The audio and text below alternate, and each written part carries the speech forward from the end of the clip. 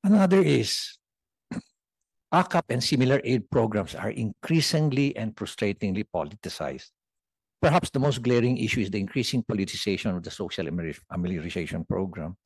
In the local governments, we're concerned with a national politician decides to have a personal appearance during aid distribution.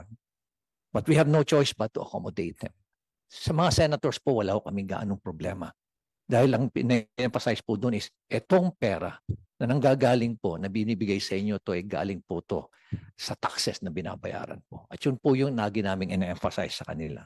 Ang nakakarungkot lang po, pag iba na po ang nagdi-distribute. Gusto nilang ipahalata na ang pera na yon ay galing sa kanilang bulsa.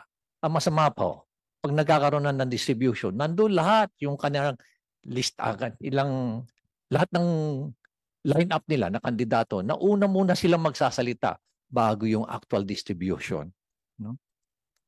Ulitin ko, bihira po kami makakita o makarinig na ang sinasabi po sa mga beneficiaries, itong pera na to galing sa taxes na binabayaran nyo